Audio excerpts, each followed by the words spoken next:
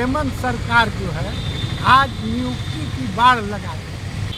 कभी भी झारखंड में एक नियुक्ति जो है भारतीय जनता पार्टी की नियुक्ति नहीं है। झारखंड सरकार के मुखिया हेमंत सोरेन जी आज ओबीसी एससी एसटी का कोटा निर्धारित कर पा रहे हैं, आखिर कारण क्या है? कांग्रेस पार्टी ने मांग कर रखी है कि बिहार के तरह झारखंड में भी जातीय गठबंधन होना चाहिए। झारखंड में 56% आबादी जो है ओबीसी समाज का, इसको 27% ही नहीं, कम से कम इसको 50% रिजर्वेशन सभी पदों पर मिलना तय हो। हमारे राहुल गांधी जहाँ जहाँ कांग्रेस की सरकार है, जहाँ जहाँ कांग्रेस की सरकार बनने वाली है, जातीय गठबंधन करने की बात कर रहे हैं और ये भी कह रहे हैं कि जातीय गठबंधन से जो है एक नया दर्पण जो है समाज का सामने आएगा। इसी हिसाब से राहुल गांधी उसको भागीदारी भी देना चाहते हैं। भाजपा ने 48 ओबीसी का टिकट दिया है मध्य प्रदेश में और कांग्रेस वहां पर 47, एक मतलब उससे कम ही दिया है। क्या कांग्रेस भी कथनी और करनी में उसकी अंतर नहीं दिख रही है? हम नहीं समझते हैं कि खड़गे साहब जो राष्ट्रीय अध्यक्ष है वो राहुल गांधी का जो सिद्धांत है उससे अलग हट के कोई काम कर रहे हैं या करें। मध्य प्रदेश में ओबीसी का सबसे ज़्यादा जनसंख्या है, देश में भी ओबीसी सबसे ज़्यादा जनसंख्या है। इसलिए बड़े भाई की भूमिका में आने वाले दिन में हर राज्य में। अच्छा बीके बाबू, ये बतलाइए कि अभी जो झारखंड से एक हाई कोर्ट का जो आदेश आया है और उसके चलते क्या झारखंड सरकार घिर चुका है? झारखंड सरकार न गिरा है न कभी गिरेगी। हेमंत सोरेन का सरकार कोई गाजर मूली का सरकार नहीं है कि उसको जो है भारतीय जनता पार्टी अपना तोता ईडी और सीबीआई के माध्यम से उखाड़ रही। जब से गठबंधन की सरकार झारखंड में बनी है तब से भारतीय जनता पार्टी के लोग केन केन प्रकेन हेमंत सरकार को अस्थिर करने का प्रयास कर रहे हैं। दूसरी ओर हेमंत सरकार जो है आज नियुक्ति की बाढ़ लगा रही। चाहे झारखंड लोक सेवा आयोग हो, चाहे झारखंड कर्मचारी चयन परिषद हो, चाहे सीधी नियुक्तियां हो, कभी भी झारखंड में एक नियुक्ति जो है भारतीय जनता पार्टी की जब सरकार थी एक नियुक्ति नहीं है।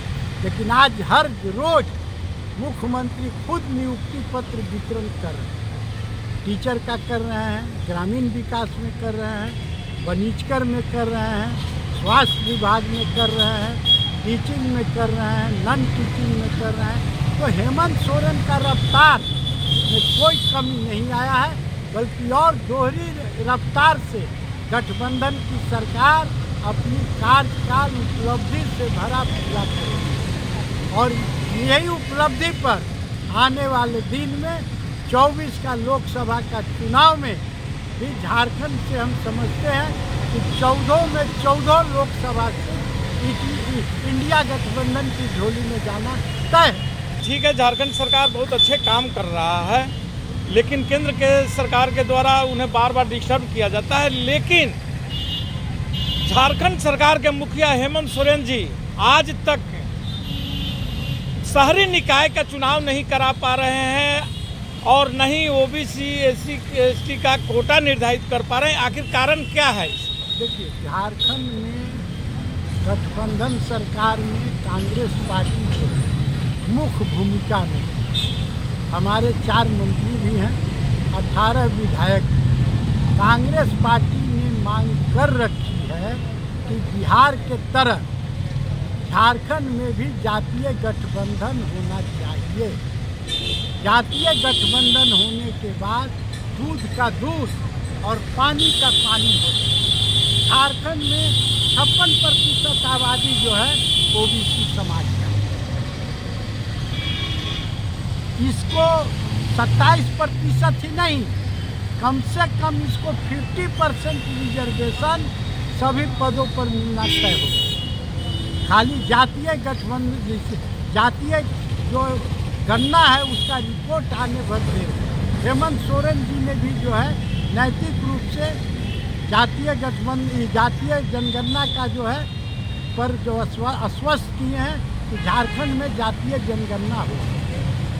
हमारे राहुल गांधी जहाँ जहाँ कांग्रेस की सरकार है, जहाँ जहाँ कांग्रेस की सरकार बनने वाली है, जातीय गठबंधन करने की बात कर रहे हैं और ये भी कह रहे हैं कि जातीय गठबंधन से जो है एक नया दर्पण जो है समाज का सामने आएगा कि किस जाति का कितना जनसंख्या है और उसी हिसाब से राहुल गांधी उसको भागीदारी भी देना चाहते हैं। कांग्रेस पार्टी स्पष्ट है कि ओबीसी, एससी, एसटी को जो जयपुर गठबंधन में, जयपुर में जो महाधिवेशन हुआ था उसमें जो तय किया गया था उस पर खरा उतरने का प्रयास करें।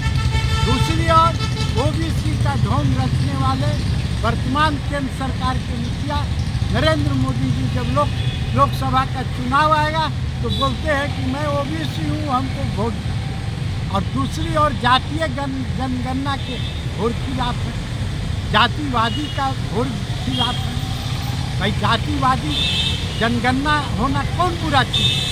आज क्या स्थिति है, जिसकी जनसंख्या है उसको न विकास में भागीदारी मिल रहा है न सत्ता में भागीदारी मिल रहा है। तो अभी आपने राहुल गांधी जी का नाम लिया। राहुल गांधी जी तो मुखर हो करके ओबीसी की आवाज़ उठा रहे हैं, महिलाओं की आवाज़ उठा रहे हैं, दबे कुचले की आवाज़ उठा रहे हैं, लेकिन अभी जो टिकट बंटवारा ये जो 5 राज्य की चुनाव जो हो रहा है उस चुनाव में ओबीसी की वह भागीदारी नहीं सुनिश्चित की गई है। भाजपा ने 48 ओबीसी का टिकट दिया है मध्य प्रदेश में और कांग्रेस वहां पर 47, एक मतलब उससे कम ही दिया है। दूसरी तरफ छत्तीसगढ़ का वही हाल है, राजस्थान में वही हाल है। मध्य प्रदेश की 144 सीट की जो घोषणा हुई है, 30 उसमें आपका SC ST आए हैं और आपका 47 ओबीसी आए हैं और बाकी 65 या 69 जो पूर्व जो मतलब कि विधायक चुने जीत कर आए थे उन लोगों को सीट दिया गया। 144 पूरा टोटल सीट होता है। आखिर ऐसा क्या मतलब कि क्या कांग्रेस भी कथनी और करनी में उसकी अंतर नहीं दिख रही है? कांग्रेस पार्टी में टिकट का जो भी चयन होता है इसके लिए वर्किंग कमेटी अलग अलग राज्य के लिए बनाई गई। उसमें प्रदेश अध्यक्ष रहते हैं, वहाँ के प्रभारी रहते हैं और CWC के तरफ से एक मेंबर है। प्रदेश कांग्रेस अध्यक्ष जो सूची लाते हैं उसमें सर्वसम्मत से जो है एक नाम अगर है उसको जो है CWC में पहले निकाल दिया गया। तो अभी जो है टिकट वितरण का प्रक्रिया जारी है। हम नहीं समझते हैं कि खड़गे साहब जो राष्ट्रीय अध्यक्ष हैं वो राहुल गांधी का जो सिद्धांत है उससे अलग हट के कोई काम कर रहे हैं या करें। और टिकट में जान जाइए कि ऐसे भी जनसंख्या के हिसाब से मध्य प्रदेश में ओबीसी का सबसे ज़्यादा जनसंख्या है। देश में भी ओबीसी सबसे ज़्यादा जनसंख्या है।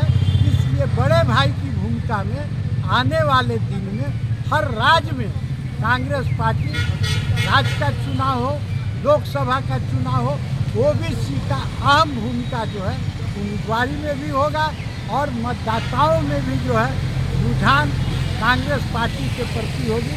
क्योंकि कांग्रेस अपना जो है राहुल गांधी के नेतृत्व में ये घोषणा कर चुकी है कि देश में जातीय जनगणना होना तय है और जातीय जनगणना होगी तो एक सीधी सी बात है कि पूरे देश में ओबीसी की जनसंख्या सबसे ज़्यादा रहेगी और ओबीसी को जो है सत्ता में भी भागीदारी आने वाले दिन में निश्चित रूप से राहुल जी के नेतृत्व में मिलेगा और ये ओबीसी का विकास भी होगा, उसका राजनीतिक आर्थिक चौतरफा विकास ओबीसी का तय होगा राहुल जी के नेतृत्व। बहुत बहुत धन्यवाद वीके सिंह साहब। ये कांग्रेस के वरीय उपाध्यक्ष हैं धनबाद जिला का और ये ओबीसी और राहुल गांधी तथा झारखंड सरकार के मुखिया पर अपनी बेबाकी से अपनी बात को रखे हैं। हमारे दर्शक के सामने हम लोग ये प्रस्तुत करते हैं और दर्शक की राय जानने का हम लोग प्रयास करेंगे। इस चैनल को सब्सक्राइब, शेयर और लाइक करना न भूलें। जय हिंद, जय भारत।